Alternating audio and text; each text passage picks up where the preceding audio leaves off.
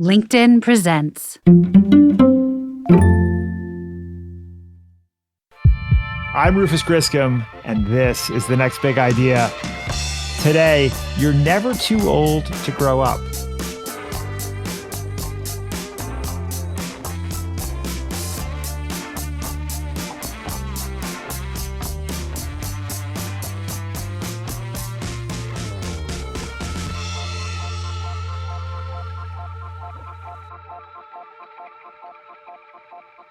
This year, around 4 million kids will graduate from college. You may be one of them. You may know one of them. You may even attend their graduation, where you'll have the pleasure of sitting in a folding chair and listening to an eminent speaker dole out cliches. Some of these speakers offer up commandments: follow your dreams, believe in yourself, and anything is possible. Others issue thinly veiled warnings: you are the future, don't screw it up. And a few just crack open the dictionary and say things like, Merriam-Webster defines fortitude as strength of mind that enables a person to encounter danger or bear pain or adversity with courage. Not all of them are that bad. I've seen some genuinely inspiring commencement addresses on YouTube, but most of the speeches I've heard in person have been more insipid than inspiring. What a missed opportunity. If I were pulling out the dictionary in preparation for a commencement address, I'd start with the definition of commencement, which means a beginning or start. Your college graduation may feel like a victory lap when it's happening, but in reality, it's the first step in a lifelong journey, the journey of figuring out how to be a grown-up.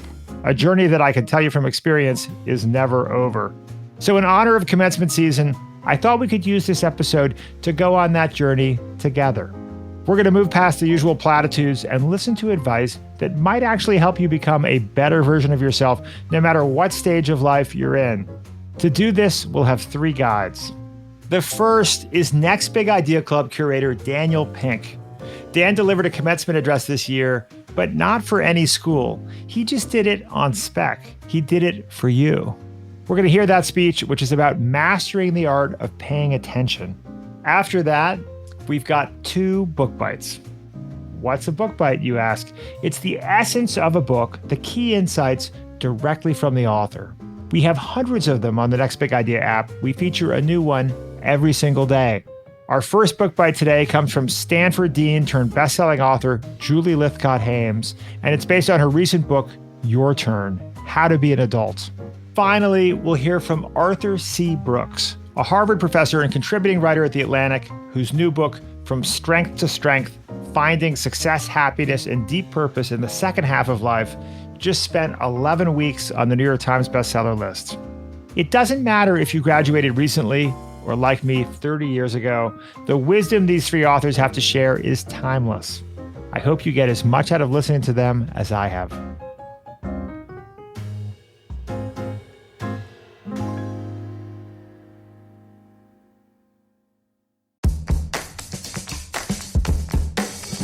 Hey you, I'm Andrew Seaman. Do you want a new job?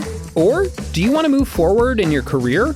Well, you should listen to my weekly show called Get Hired with Andrew Seaman. We talk about it all, and it's waiting for you, yes you, wherever you get your podcasts.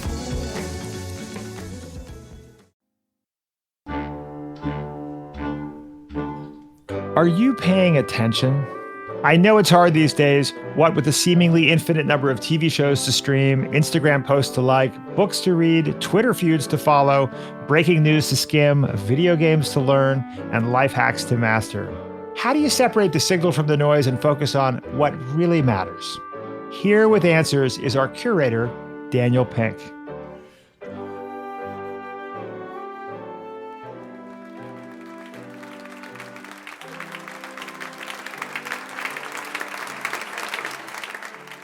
Greetings, class of 2022. Thank you so much for inviting me here today, even though I kind of sort of invited myself.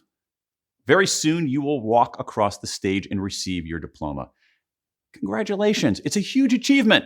And that piece of parchment with its ornate lettering and perhaps a little Latin will serve you well. It is valuable, very valuable. But it's not the most valuable thing you possess today. Nope. Your most valuable possession today and in the future is something you can't see, something you can't touch, something you can't encase in a frame and display on a wall. It is your attention. Most of us don't realize it, but we become what we pay attention to. Eventually, we are what we pay attention to.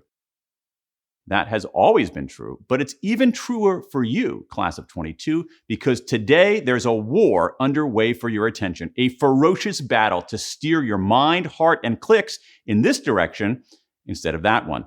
Vying for your attention, slugging it out online and in life, are giant companies, bizarro billionaires, ingenious algorithms, crackpot conspiracies, even your own classmates. The most important decision you will make after you've graduated is how you respond to this battle. Let me say it again. We become what we pay attention to. What you pay attention to will determine who you are. So that raises a question. Where should you direct your precious attention? Today, I want to offer an answer.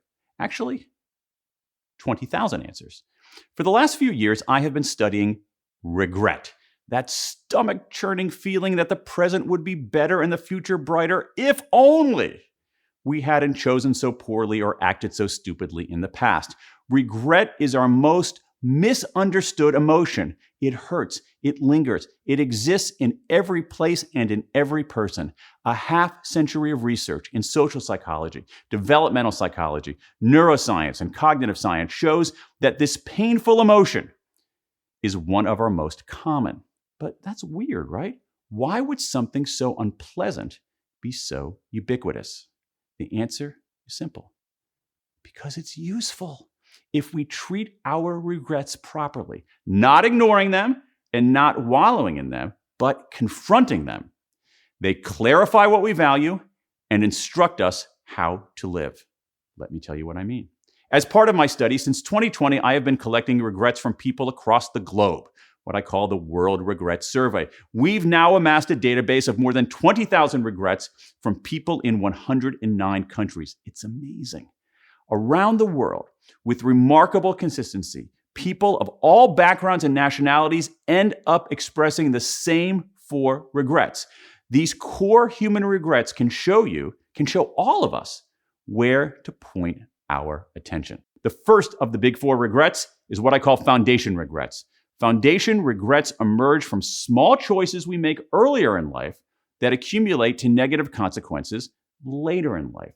We spend too much and save too little. We don't eat right, sleep enough, or exercise regularly. We apply only grudging effort on the job or, yes, in the classroom. Here's an example with particular resonance today. I regret that I did not take my college years more seriously, said a 49-year-old man from Virginia. Rather than thinking of the future, I spent too much time enjoying the present. These tiny decisions and indecisions eventually catch up to us and destabilize our lives. Foundation regrets sound like this. If only I'd done the work.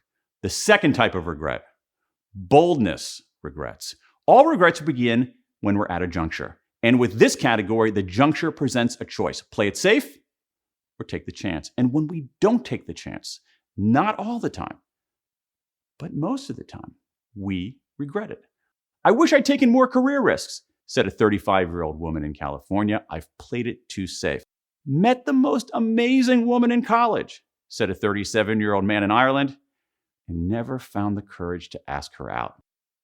We regret not speaking up, not starting a business, not coming out, not studying abroad, not asking out a crush, not asserting ourselves. Indeed, one of the sturdiest findings in the existing research and in my own is this.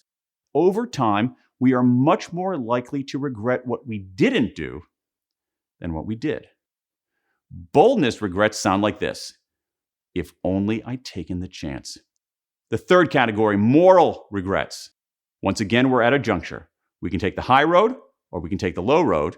And when we choose what our conscience says is the wrong path, most of us, most of the time, regret it. We hurt others. We break our word. We degrade what ought to be revered. And while at first the decision can feel fine, even exhilarating, before long it eats at us.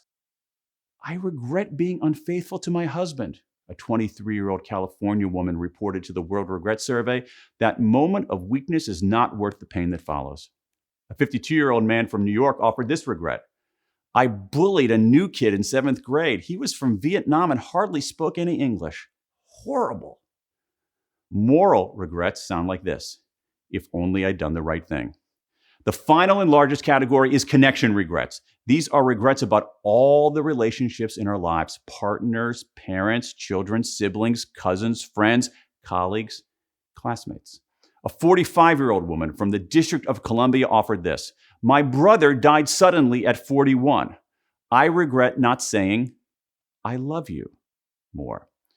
I regret ending a friendship post-college because she thought I was dating the wrong guy, which I was, said a 51-year-old woman in Minnesota. What gives our lives significance and satisfaction are close and meaningful relationships. But without proper tending, those relationships can drift apart. Yet because we feel awkward, we often do nothing, and the drift widens. Connection regrets sound like this. If only I'd reached out. If only I'd done the work. If only I'd taken the chance. If only I'd done the right thing. If only I'd reached out. Across the world, with very little variation based on nationality, gender, or race, these are people's deepest regrets. That's interesting, I think, but it's also instructive, because I've discovered that when people tell you what they regret the most, they're also telling you what they value the most. By revealing their regrets, this chorus of 20,000 people offer a reverse image of a life well lived. A decent foundation, enough stability so that life is not precarious. Boldness, a chance to learn and grow and do something meaningful during the vanishingly short time we're alive. Morality, being good and decent and just. Connection, having people we love and who love us. That's it. And that, my friends, is where you should point your precious attention. Everything else, ignore it. Seriously, ignore it. Now, this last point is crucial. In all your years of schooling, I bet nobody ever taught you how to ignore. And that's a shame, because ignoring will be the secret to your success. You become what you pay attention to. But your attention is limited, not infinite, which means that your ability to pay attention depends on your ability to ignore. The only way to focus on the big things is to disregard most things. So, if you ever need guidance about what to ignore, there's someone you should consult. It's someone you haven't even met yet, but who is keenly committed to your best interests. It's the you of 10 years from now. The you of 2032 will know what to do, because we can make a pretty safe bet what that person will care about. The you of 10 years from now won't be much different from the 20,000 human beings who have told me their regrets. The person you will be tomorrow will tell you the person you should be today. They'll advise you to build your foundation, to spend less time binge watching Love is Blind and more time getting a good workout, mastering a new language, or learning how to code.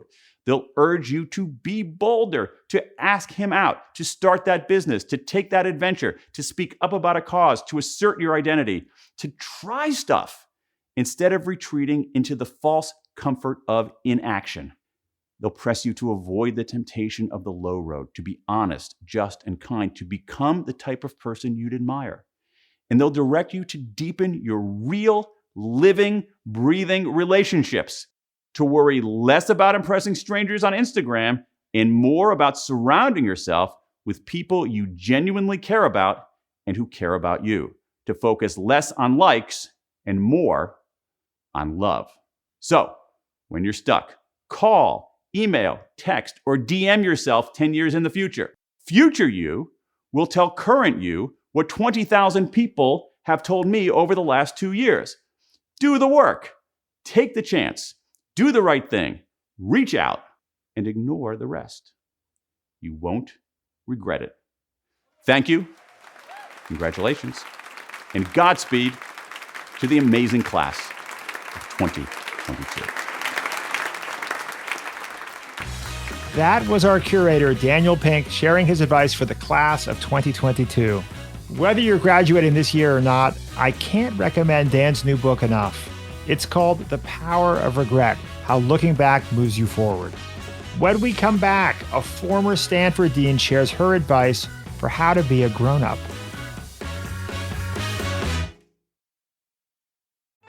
The Anxious Achiever is the podcast about your mental health and your work, where leaders from top companies, entrepreneurs, athletes, celebrities, and leading experts share how they've managed through anxiety, depression, and other mental health challenges, and how they've become better leaders in the process.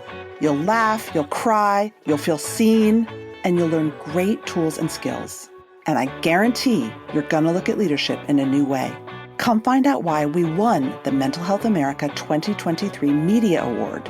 Get The Anxious Achiever wherever you find your podcasts. Hey folks, Rufus here. If you're a fan of our interviews with physicians, scientists, or entrepreneurs, then I have the perfect podcast recommendation for you, Raising Health. Previously called BioEats World, Raising Health comes from leading venture capital firm Andreessen Horowitz, A16Z.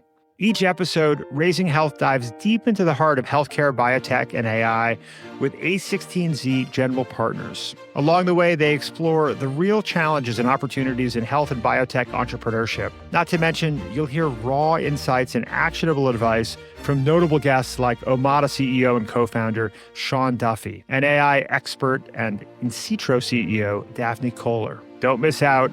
Follow Raising Health wherever you get your podcasts. Welcome back to the show. Our next book bite comes from a writer named Julie Lythcott-Haims, who recently spoke with our producer, Caleb, about her latest book, Your Turn. I give you Caleb and Julie. Hi, Julie. Thanks for being here. Hey, Caleb. Always a pleasure. So I have to say, I read your book and it made me wince. Yeah. And that's why I loved it because, you catalog a set of mistakes that all these young people make when they're trying to stand on their own 2 feet, right? They spend too much time trying to please other people. They treat their 20s like a dress rehearsal. They convince themselves that saving money is lame. And I'm 30, and when I look back at the last decade, I did every single one of those things. I made all those mistakes. Is this just a millennial problem? Is there something wrong with my generation? Has it been ever thus? It's been ever thus. And I want you to know that I'm sorry you winced, but I'm glad you felt seen. I think that's the meta purpose of this book, Your Turn. It's, look, you're struggling a little bit with your young adulthood. I get you. I feel compassion. We got to talk through some tough truths, but at the end of the day, I hope you emerge feeling, wow, she gets me. How did she know? How did I know? None of this is new, to the point of your original question. Yeah, there are new things or different things about the world today, this country today, that pose their own unique challenges, but the basic skill sets we need young adults to have remain. And so I think this book speaks to the moment, but is also speaking to everyone across time. Well, let's listen to your book bite. Hi, I'm Julie Lythcott-Haims. I write books on human development, and my new book is Your Turn: How to Be an Adult. I'm also a TED speaker, former Stanford dean, former corporate lawyer, and mother of 2 young adults. I'm rooting for all humans to make it, and my work is around removing the obstacles in our way and those within us. There's nothing wrong with millennials or Gen Zs who are struggling with adulting.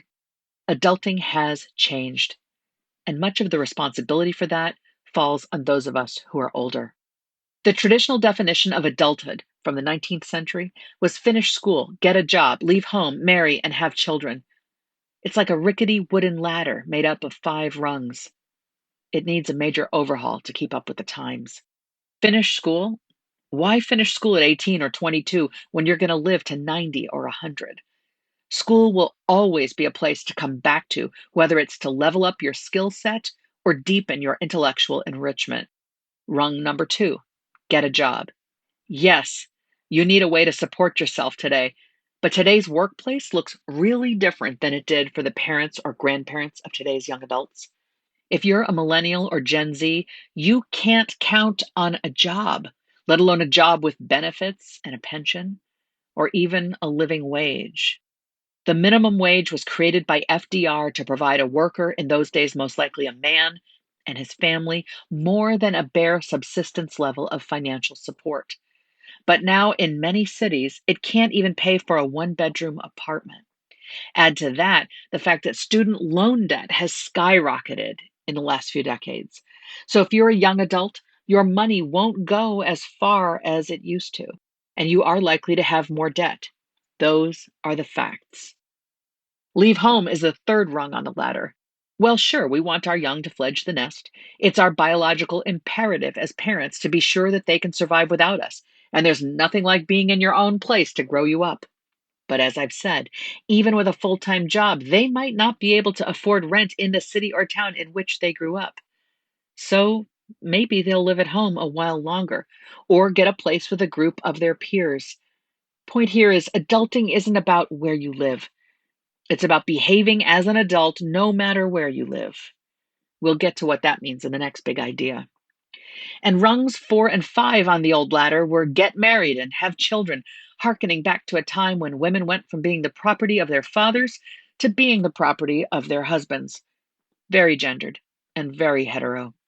Today, you can have a partner or not, and regardless of your choices there, you can have children or not. It's so much more up to you than ever.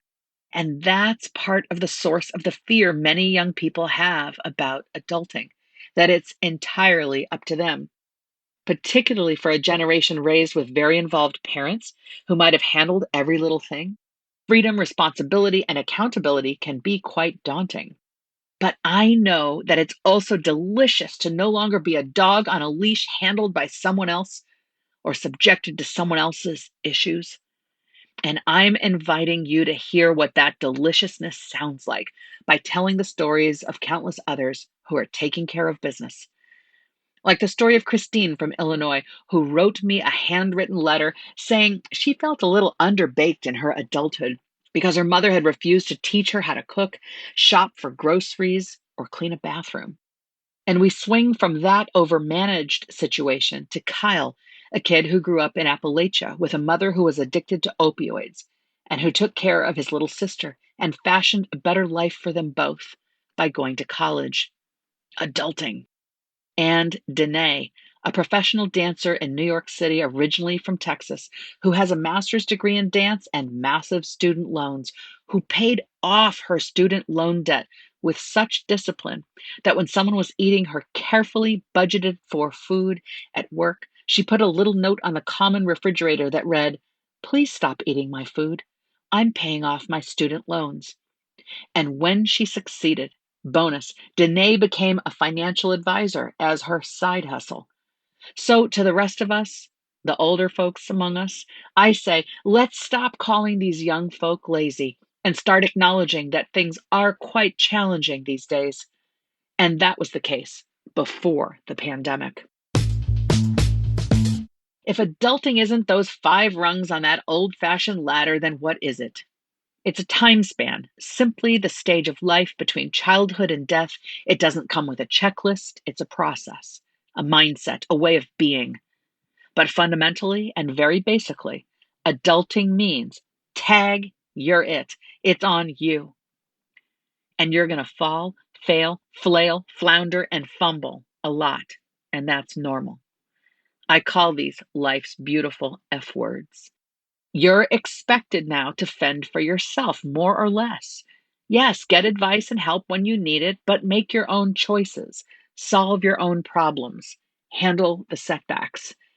You're not going to be perfect at it. Nobody is. You're just learning and growing as you go, doing what you choose and dealing with the consequences, yes, but also reaping the rewards. You're a human who now has agency, the sense that I can do the tasks in front of me. In addition to agency, you are building resilience, the sense that I can cope with the stuff that happens to me, which only ever develops by experiencing adversity and bouncing back from it. And finally, as an adult, you have to realize that there is more than you in this world and that you need to contribute to, participate in, and co-create this society with others. Yes, there's the practical stuff around adulting, like knowing how to iron your shirt, change a tire, and file your taxes, that kind of thing. But you can learn those things on YouTube. In your turn, I do cover the basics of fending for yourself, but I delve deeply into the fact that you need to want to adult. And there are all kinds of reasons that you might be stuck.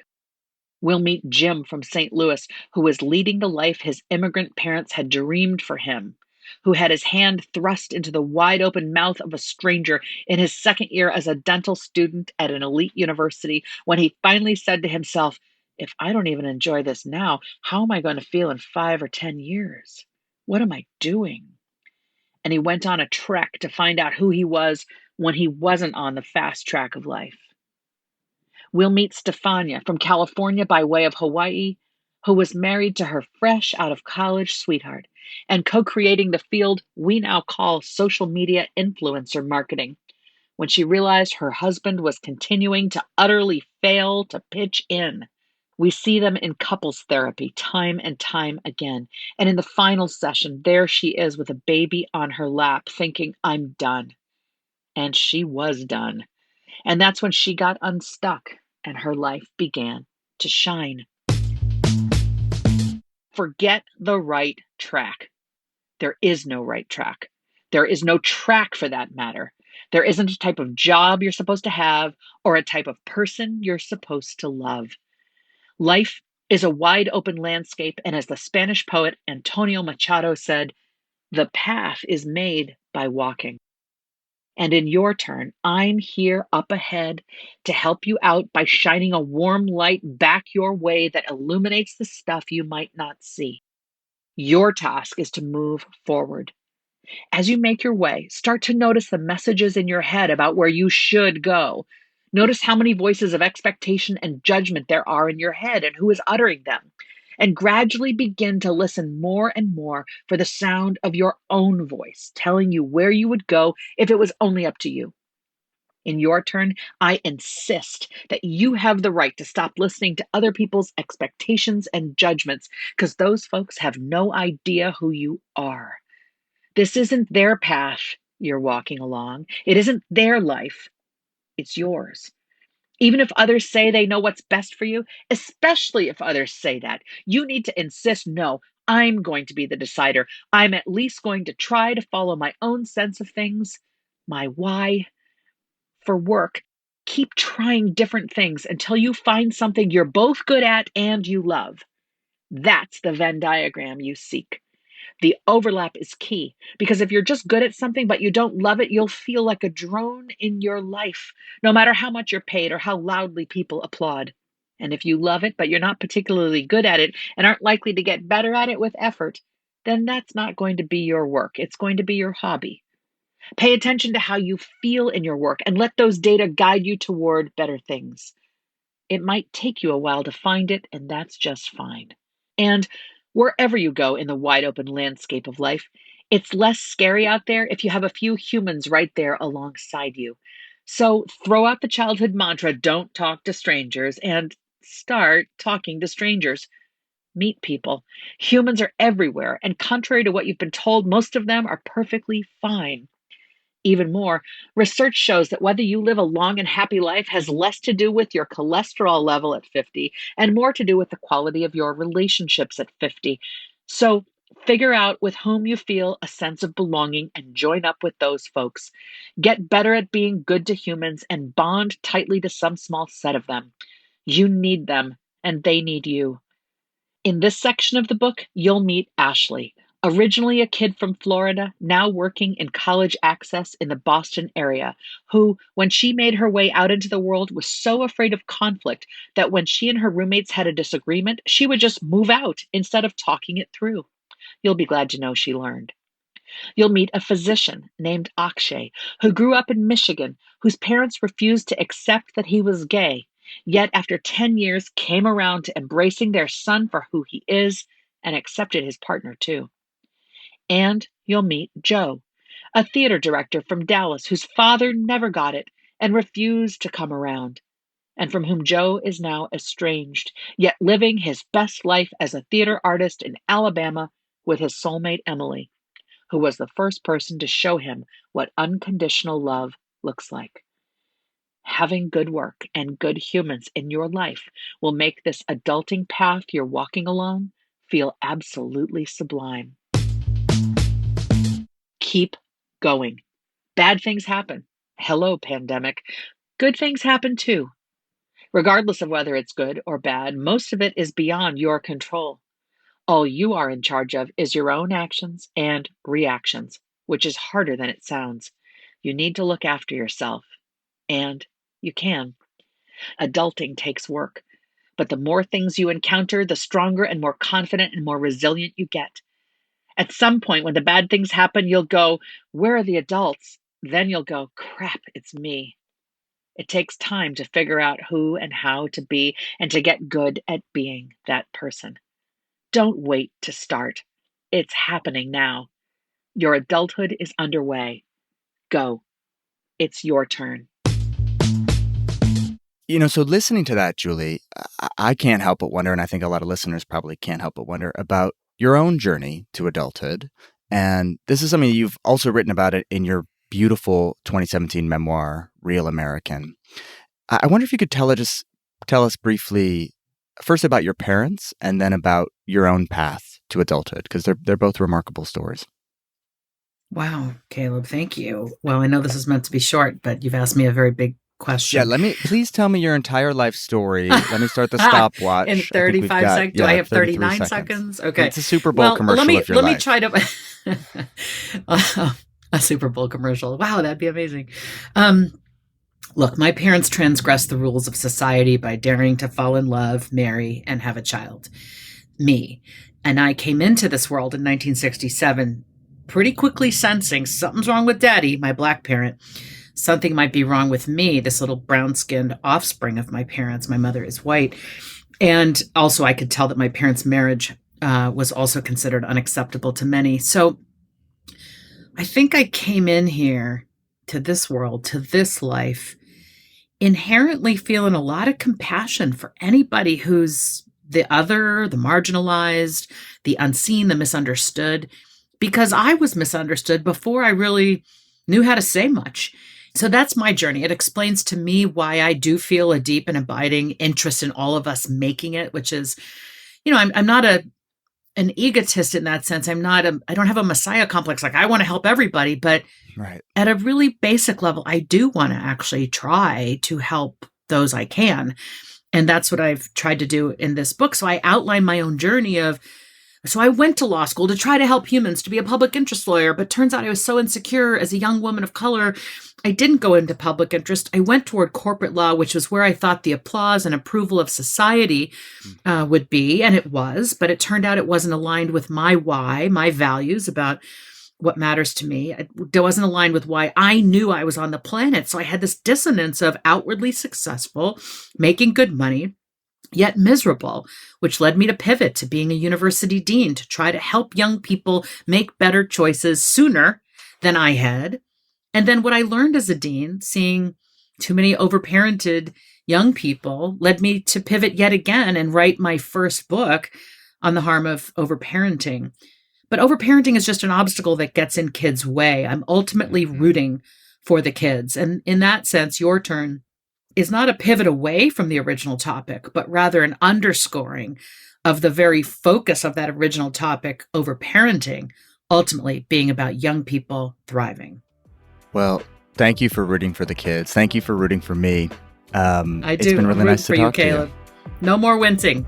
Okay. No more wincing. Or let's wince together and then support one another in living our best lives. I love it. Thank you, Julie. Thanks, Caleb. That was our producer, Caleb, speaking with Julie Lythcott-Haims about her new book, Your Turn, How to Be an Adult. Your Turn is a guide to living your best life in those first post-college years. But how do you sustain that? How do you find success, happiness, and deep purpose in the second half of life? We'll have the answers right after the break.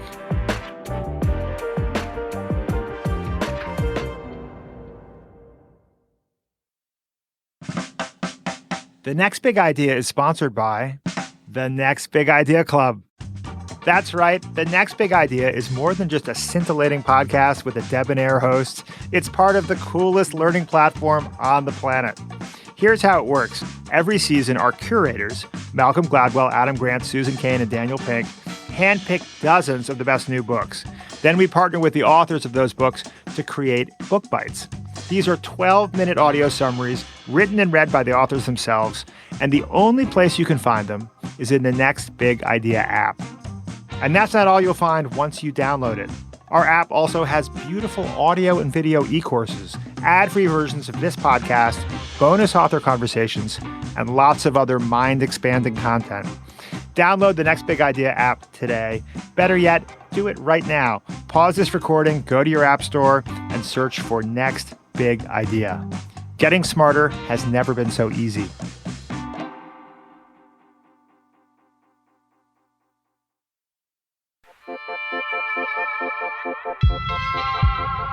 Welcome back. Our final book by today comes from Arthur C. Brooks.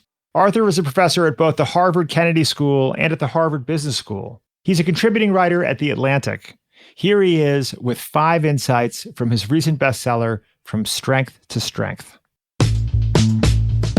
This is Arthur Brooks, author of From Strength to Strength, Finding Success, Happiness, and Deep Purpose in the Second Half of Life. This is a book about getting happier as we get older. It starts on an airplane as I was flying from coast to coast some years ago, and I overheard a conversation from a couple. They sounded like an elderly couple, a man and a woman, and I suppose they were probably a married couple. The husband was explaining to the wife that he might as well be dead, that no one remembered him anymore, no one loved him or appreciated him anymore. His wife was trying to console him, and this went on for a long time.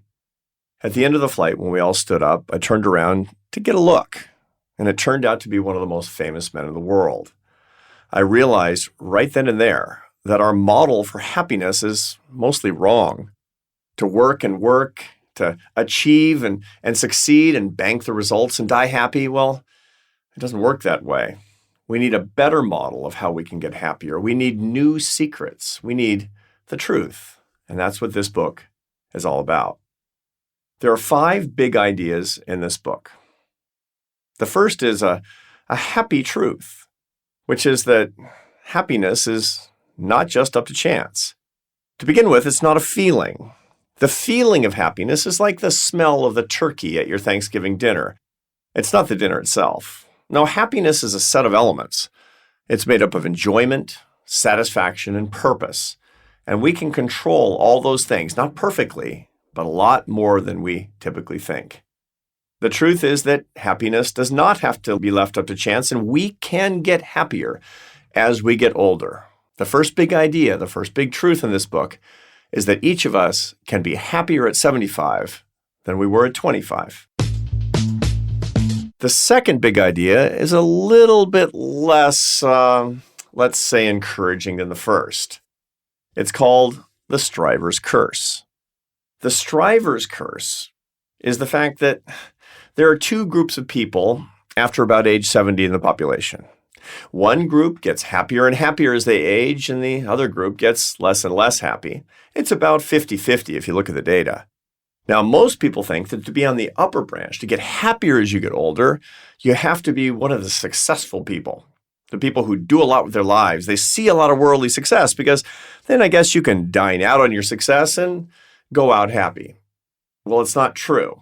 The striver's curse is that the people on the lower branch, the people who tend to get unhappier as they age, they tend to be the ones who experienced a lot more success earlier in their lives. And it kind of makes sense.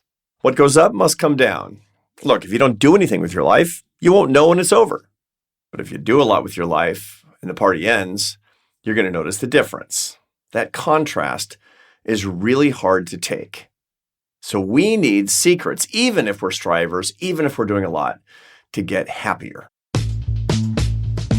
Point 3 in this book is that to get happier as we age, we have to recognize that our natural strengths change, and we need to get from one success curve to the second success curve. Early in life, we have a lot of what psychologists call fluid intelligence. Now, that increases through your 20s and 30s. It increases faster if you work harder on it. But it decreases in your 40s and 50s. Fluid intelligence is your ability to work hard with focus, to solve problems, your analytic capacity, what makes you kind of a lone cowboy, a sole proprietor, a superstar, the hot lawyer, the good surgeon. maybe the incredibly inventive and intelligent electrician. In almost every job, fluid intelligence early on in your life makes you good at what you do. But it comes down, as I just mentioned.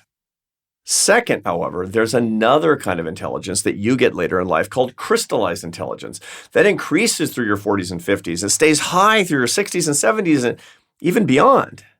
That's not all about working hard and focusing. No, that's about wisdom and passing on knowledge. You get wiser as you get older, which means you know a lot and you know how to use the information. It also means you're a much better teacher. The best teachers are older people. So early on you have fluid intelligence, later on you have crystallized intelligence. The trick is to go from fluid to crystallized, to go from innovator to instructor. The fourth big point in the book is one of the things that all happy older people have in common is that they don't just know how to add things to their lives, they also know how to subtract things from their lives.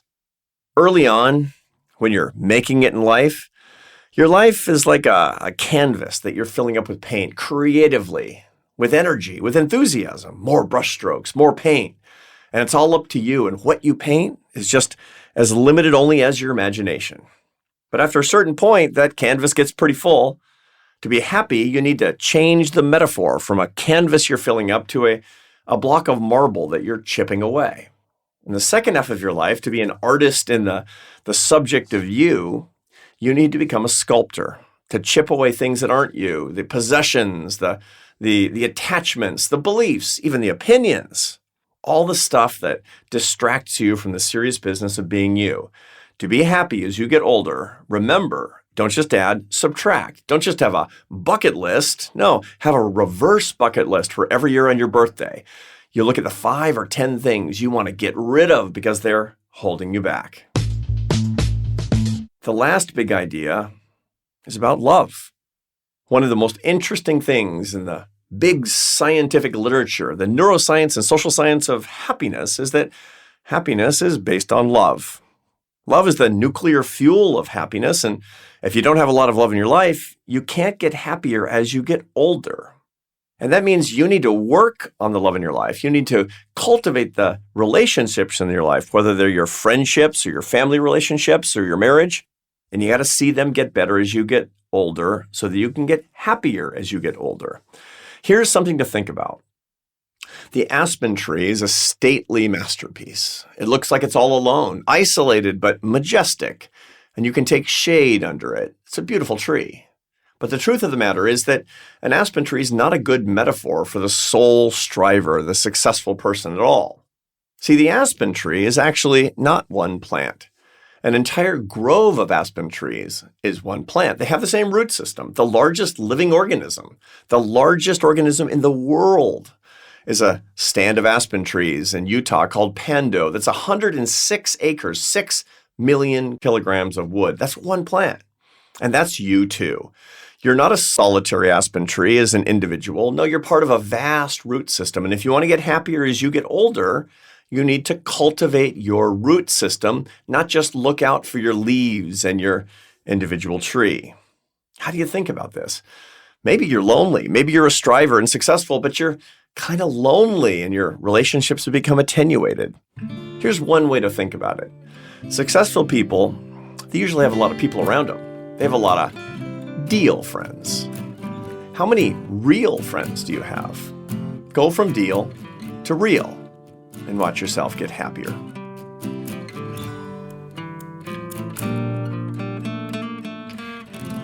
That was Arthur C. Brooks with 5 big ideas from his book, From Strength to Strength. Before that, we heard from Julie Lythcott-Haims and Daniel Pink. I want to thank all 3 of them for being part of the Next Big Idea Club family. And speaking of Next Big Idea Club family, before we go, I want to bring on a member of the team, the man behind the Book Bite curtain, Michael Kovnat. Hi, Michael. Hey, Rufus. How are you? Michael, we co-founded the Next Big Idea Club together 3 years ago, and you're now the club's VP of Product and Development, which means you make this podcast. You're responsible for our beautiful e-courses, and you're the mastermind behind our Book Bites. You're also a dear old friend. Yes, that is right. I can claim all those things to be true. Yeah, we were actually in college together, although we only really became friends after college. But we did have some overlapping experiences for sure. That's true. And what was your college graduation experience? Do you remember it? You know, what I mostly remember about it was this suffocating dread and anxiety that I was feeling because I had no plan for after graduation. And I had gone right from high school to college, and I always felt like I knew what was ahead of me the next year. It was all kind of laid out for me. And this was the first time where there was no plan. I had no job lined up. I wasn't going to grad school. And I just remember feeling like, the floor was just being pulled out from under me. I was on my own. I had to make decisions for the first time. And I was panicky and wished that I had planned ahead. Michael, I think part of the problem was that Brown University in the late 1980s was way too much fun. We had, there was enormous amounts of fun that was had, which is different from, I think, today's undergraduates who, based on what I hear, are incredibly vocationally focused.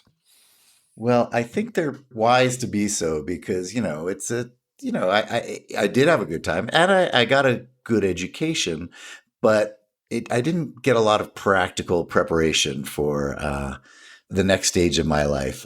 So I felt like once I graduated, I had to start my education all over again in terms of figuring out how to get a job, how to deal with real life stuff. At that point I was 22, 21.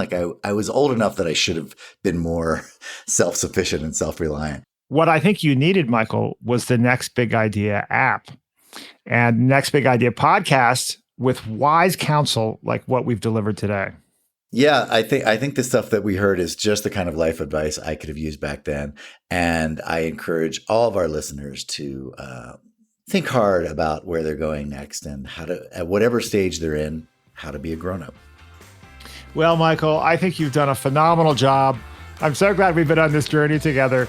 And I think I'm excited to see all the things you accomplish and all the things that we do together in the next half of our lives. Yes, we are very much works in progress, and I look forward to seeing what's next. Thank you, Michael. Thanks again to Daniel Pink, Julie Lythcott-Haims, and Arthur Brooks. You can listen to their book bites and hundreds more in the Next Big Idea app. If you haven't downloaded it already, go to your app store and search for Next Big Idea. There is no better way to get smart fast. If you like this show, please follow us on Apple Podcasts, Spotify, or wherever you're listening. And if you really like the show, we would be ever so grateful if you would tell your friends, cousins, Uber drivers. Leave us a 5-star rating and a review if you think we've earned it. It really helps us get the word out. Our executive producers are Caleb Bissinger and Michael Kovnat.